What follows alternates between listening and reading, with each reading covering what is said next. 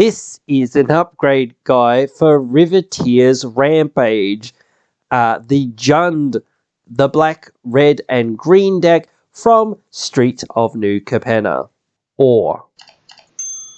Alright, so before we get going too far into the deck and what to take out, what to put in, all that stuff, we better look at our commander, figure out what it wants us to do so that we know how to sort of mostly build around what we're doing with this deck. So 3 mana, 3/3. Each creature spell we control that has mana value 4 or greater has Blitz. Its Blitz cost is equal to its mana cost. Blitz costs 1 less for each time we've cast our commander from the command zone. So Blitz is basically it gains haste and can attack this turn, and then it sacrifices at the end of the turn. So I think you want a lot of big, beefy, heavy smashing creatures that are going to get in there, do a lot of damage, do a lot when they either enter, attack, or do damage, or maybe even when they die, because they're going to get sacrificed at the end of the turn. I'm not too sure to run too many aristocrat-style cards in this, but I'm sure some people will look at it and go, well, I can just sacrifice my stuff by playing its Blitz cost.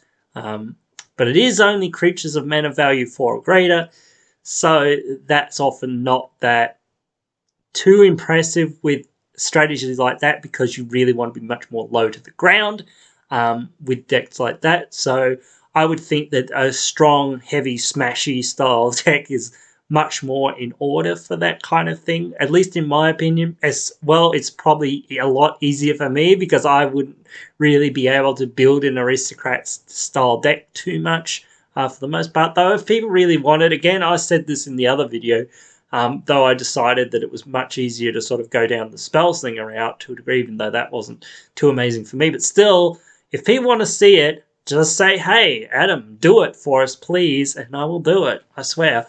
But anyway, let's move on, have a look at this deck list, see what cards are within there that we can perhaps take out, that we can put in something better, more powerful, more interesting, more impactful, whatnot, that can do some really good work for us. All right, so here we are again doing another one of these deck lists, looking at the Riveteers Rampage deck. And again, not going to go through too many of the reprints and the value for the whole deck and whatnot, because again, prices are in flux. These prices will change. No one really knows what these new cards do or what they're good in and what not for a long time. It takes a long time for sometimes these cards to be really good. Sometimes these cards are really good right out of the box and whatnot. So again, we're not going to really go into all of that. It's just a waste of time, I think. It's nice to see that the deck does have some value. I do believe there is actually a card from this list that's missing. Gaia Guardian. It wasn't previewed properly for some reason. I think that's a creature by the name. I don't know what it does, so we're going to have to assume that it's on the maybe pile. But if it's incredibly good, I would say you could keep it. Again, beyond that, I don't think there's any more caveats before we get into this. But first off, I don't want to talk about these lands for very long, because I never want to talk about the bad tap lands and whatnot that are in these decks for too long, because it's not worth talking about. If you have any budget whatsoever, put in whatever you can afford that comes in untapped. If you have no budget, basically take out these tap lands anyway and just replace them with some basics. It will be much better of a deck, and whatnot. So just like Ash Barrens and things like this. Again, we're a 3-color deck. Like these cards, like Foreboding Ruins, aren't going to come in untapped a lot. Game Trail, the Panoramas, whatnot. Mosswalk Bridge, I guess you can keep. That's fine. Myriad Landscape, I don't know why that's here. You can keep Path of Ancestry, it's fine. The Outlook, nah, get it out. Savage Lands you can keep. These signet lands, get rid of them. Like, have they got all of these lands in here? I don't think so, but still, I know, like, sure, Temple of Malady, get it out of here. Temple of False God, get it out of here. All these bluffs, groves, moors, whatnot. Get them out of here. The thriving lands, get them out of here. Get them out of here. Get them out of here. Get them out. Get them out of here. Anyway, we'll get going along with this. More properly, I don't know about this. This doesn't seem that amazing. I mean, it could do something, but Warstorm Surge is a classic card. We are going to have a lot of big things in this deck, so it could do a lot of big damage. But I would prefer to just do a whole lot of damage to each of our opponents rather than shooting individual players or things a lot of the time or whatnot. Although shooting individual creatures could be useful or whatnot, we can just have like real removal for like that stuff or fight effects or whatever else. So I don't think we need it. I think that cascading effect with treasures, that sounds cool, but how much treasures are we going to make? Maybe some, not a huge amount, maybe. But again, I'm just not sold on that. This seems pretty good because when we will be having our creatures die at any rate, so we might as well sack them for value in some sense. So this seems fine. I don't know how much our creatures are going to die during our opponent's turns. They're mostly going to die on our turn, and this is only going to draw us one card on our turn, no matter how many creatures died on our turn. So I don't think it's that amazing.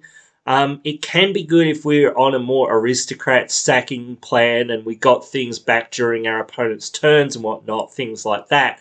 But I don't think it really fits with what we're doing here. Okay, so yeah, I don't know about this.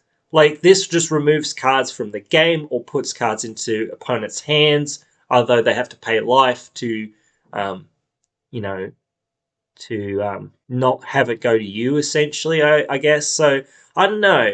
I don't think we're on this plan. Like, we can steal our opponent's stuff and then sacrifice it or whatnot, but I don't think, like, if we come up against a bunch of Spellslinger decks, they're basically going to have no creatures. So, like, the amount of times that we're going to steal something or going to get something sometimes can be very low.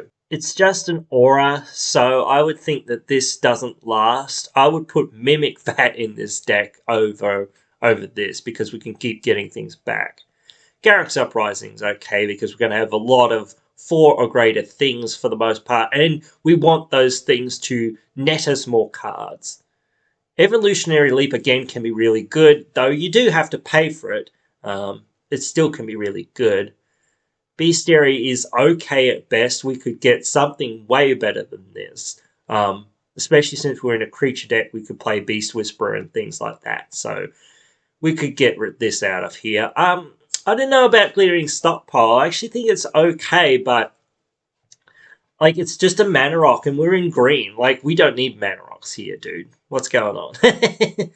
I don't understand what these vehicles are doing here, bro. You know, like, I don't understand. So get it out of here. Command Sphere can get out of here. So can these mana rocks. These mana rocks don't need to be here. We are in green. We don't need these mana rocks. Like I say, Blasphemous Axe, 100% fine.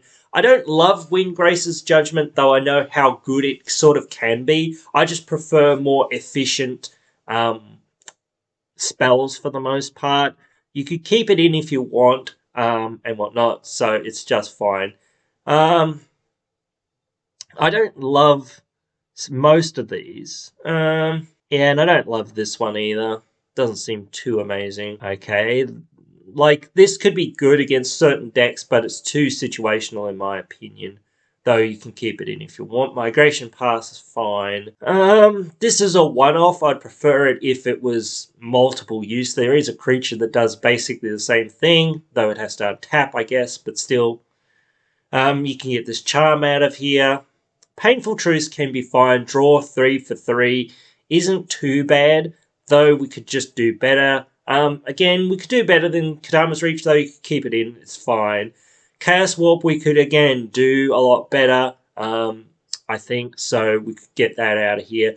Terminate, again, we could do way better, so that you can get that out of here. Life's Legacy, it's a one-off effect. It's fine, but I would want a, again, repeatable effect for the most part. I think Explore could go out as well. We're not running nearly enough lands, really, for it to hit enough and for us to get enough value off of it, I would say.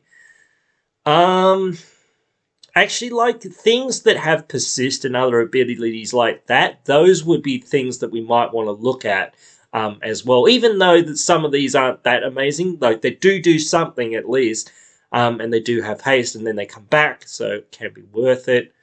Giant Anaphage actually is kind of hilarious. I mean, this can be fine. We're going to kill all of our stuff mostly anyway. It's funny to see an Avenger of Zendikar in this precon. Yeah, it's funny to see this Avenger of Zendikar in this precon. Such a, used to be expensive card. Noxious Gearhulk could be good as well. Inferno Titan. I'm not a huge fan of Inferno Titan, but like, it can be good. I'd prefer the Black Titan. The Black Titan's one of the better ones, I think, just because the damage stays on the field. You don't have to rely on, like, different things and whatnot not working, or damage, people preventing damage or can't be targeted and things like that. Green Warden's fine. Italy is okay, especially when we have haste on it. That's real good. That's real good because, again, it has that ETB and dies trigger. That's okay. Yeah, that's okay, actually. It's not amazing. We could find better than that, but still. This is an interesting card. It's only a 3/3 for 4. Well, you can blitz it in for 3. Yeah. I mean, it's another Italy style of effect. Like I was sort of saying, Italy is fine, but like, we mostly want to find things that we want to sack. So we do want to sack our opponent's stuff in a sense. So I don't know, but it's just one of those things. I don't know. Kresh, pretty good, just gets bigger. Indrik, if we haste it out, it destroys something. That seems okay. That we could still do more. Okay, that's fine, but like, we're probably getting in, if we're getting in our attacks at somebody, it means they don't have a lot of creatures. So it means, or whatever, they might have a good creature that they don't want to block with, but for the most part, they're not going to have that many creatures. So I just don't think it does a lot. I didn't understand World Shaper in this deck because it doesn't have power 4 or greater or whatnot. And its ability isn't that amazing, so I would take it out. This is an interesting card. But yeah, I think it's fine. I don't love this. It's an interesting commander. I'd love to probably build around it, but I don't think this is too amazing. Team of Sabretooth is real good because even though we want to have our things kind of die-ish, we kind of also don't. We want them to stick around and do their thing and whatnot, so bringing them back to our hand and whatnot can be real useful. I think somebody said there's some combo with this card somewhere in this deck, but I can't remember what it was. But there's so many combos with Team of Sabretooth that it's dumb, so whatever. Solemn, we could get Solemn out of here. Like, we can just, like, run Wood Elves. Like, we don't need this. Like, it dies, we draw a card, yeah, sure, that's fine, but we could, again, play other things that draw us more cards anyway. Jolene? Jolene. This seems like a good political or combat-focused commander card. So it might go in the Naya deck, but I don't think it belongs in this deck. It's interesting though, certainly, but I'd take it out. It's fine, but not amazing. Especially doesn't have more than 3 power initially. Again, same sort of thing. Don't really think so. like, we can sack things to draw cards with Disciples, so that's okay. That's okay at best, I would say. We could keep that in. What does this do? Okay, this is not good. Take this out. This is fine, though. Like, we need some mana rocks or ramp or whatnot, and having it on creatures is also kind of good. But I would say, like, we could take it out as well. We could just do better. So yeah, that's pretty much it for having a look through what I would think to take out of this deck and whatnot.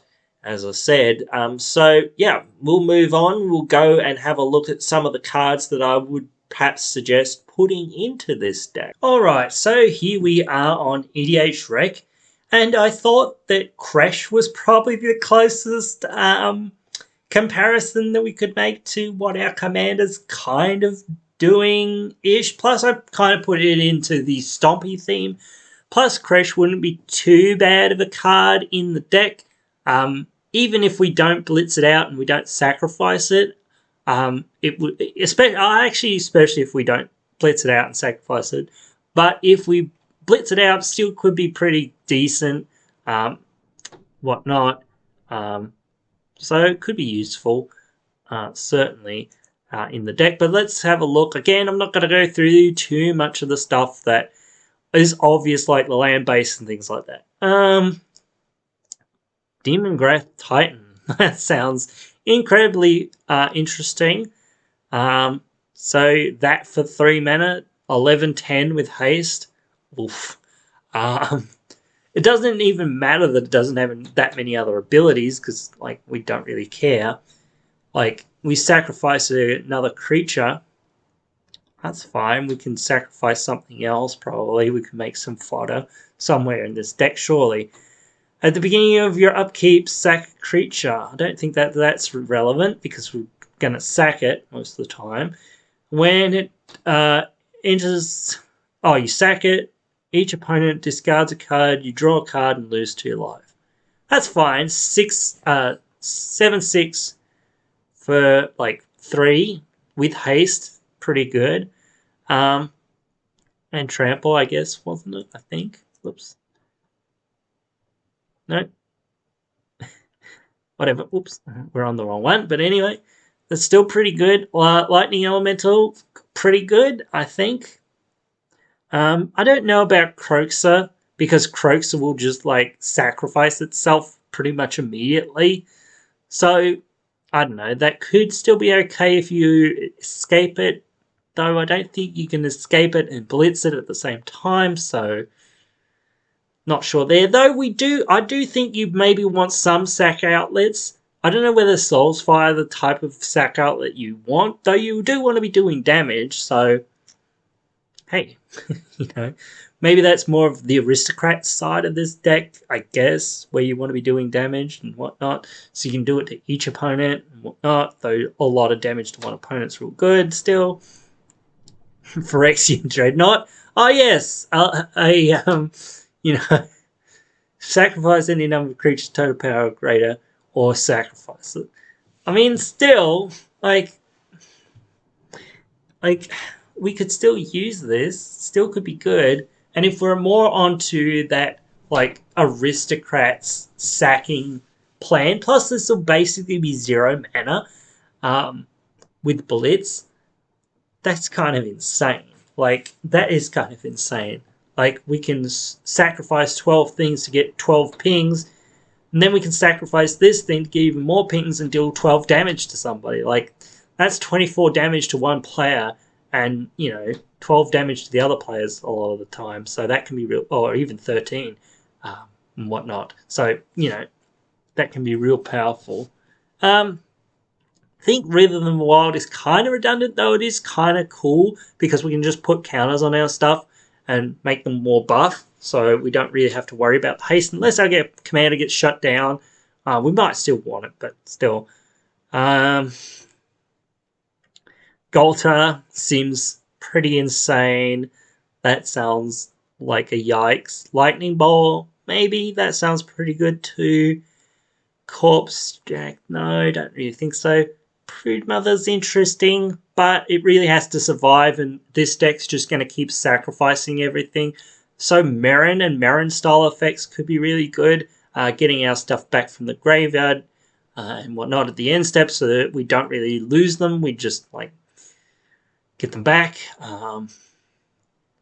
Death Shadow. Don't think Death Shadow is ever going to be relevant because it's just going to die. Though again, it could just be like if we're on more of that Aristocats plan to put it in, get it to die straight away, whatnot, all of that.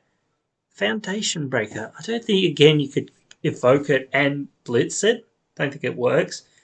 So, but yeah, still, like, it's a useful utility creature, and, like, blitzing it in and having it, attack for 2 damage could be okay, because we don't really care, because it's going to die anyway. Groundbreaker could be good.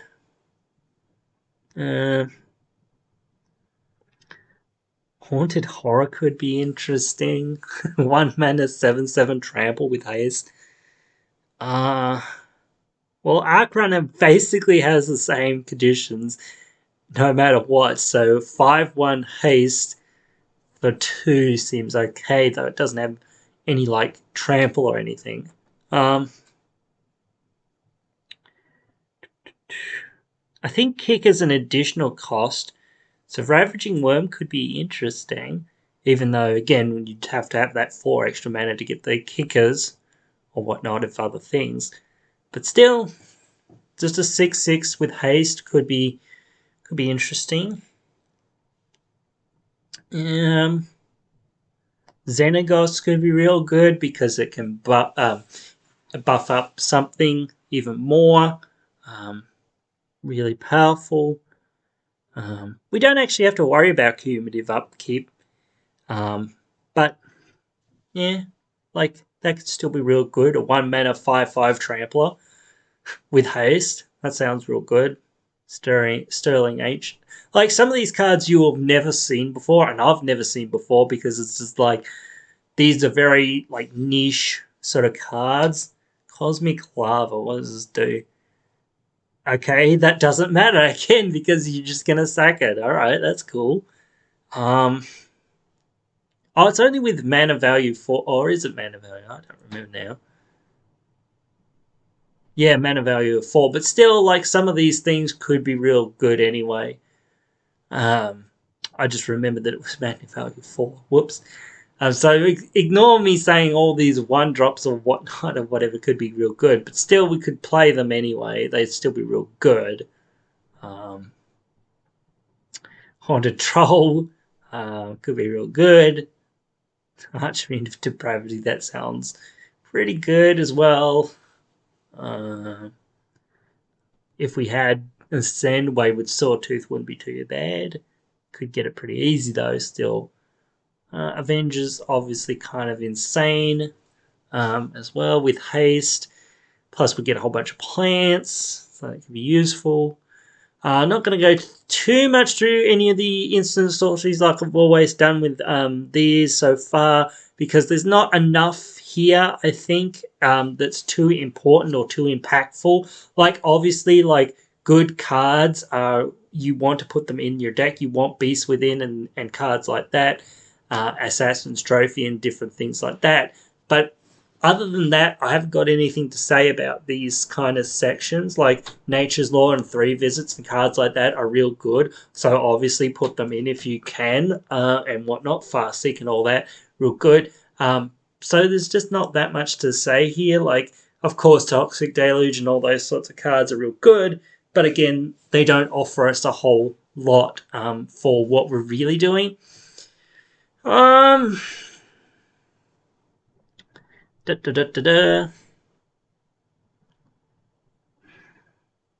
don't think any of these enchantments really offer us much, but I think they're more like general for the most part. There's not enough here. We're not really doing counters.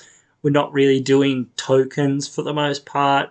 We're just like playing big, beefy things. So cards like the Great Henge, obviously, and Guardian Project could be real good, but beyond that, I don't know. Like, again, we could play like Ashnod's Altar, Frexion Ultra, cards like that to sack out things to make more mana to get more things into play and whatnot. But again, we're going to sacrifice most of our stuff at the end of turn, so I don't know. You might want to play more things as well if you've got Marin and things like that from your graveyard, though Marin doesn't cast things. But if you've got other things that can cast things from your graveyard, still could be real good. But that's probably pretty much it, because I'm not going to go through the artifacts, mana artifacts and whatnot, or lands again. You guys should know that, you know, Overgrown Tomb and whatnot are real good cards. So that's pretty much it for this part of it. We are a bit short on this one so far, but I'm not feeling like I want to go through and try to find an Aristocrats commander or whatnot to really talk about. So we'll just move on to basically finishing this one up and having a look at what we're doing and how we're finishing and whatnot and all of that. All right, so that is it pretty much here for the Riveteers Rampage deck list. You guys can let me know what you guys think of this deck list. Do you want to see something else, maybe with one of the sub-commanders, or maybe one of the commanders from the Streets of New Capenna set? You can let me know your thoughts, write them down there in the comments below. I'll be sure to try to respond to all your comments. Really love interacting with you guys, talking about EDH and all these geeky things that we love.